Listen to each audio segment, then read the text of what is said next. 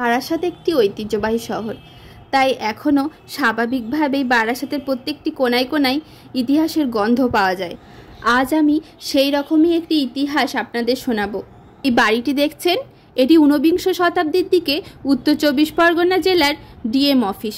আর এখানেই 1869 সালে ঋষি বঙ্কিমচন্দ্র চট্টোপাধ্যায় তৎকালীন ডিএম হিসাবে তার দায়িত্ব গ্রহণ করেন।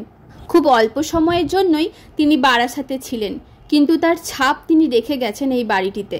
সাহিত্য অনুরাগীদের মতে বিষবৃক্ষ, আনন্দমঠ, কপালকুণ্ডলার মতো উপন্যাস লেখার পিছনে এই পরিবেশের গভীর প্রভাব রয়েছে। তার বিখ্যাত উপন্যাস আনন্দমঠ থেকেই ভারতের ন্যাশনাল সং বন্দে মাতরম নেওয়া হয়েছে।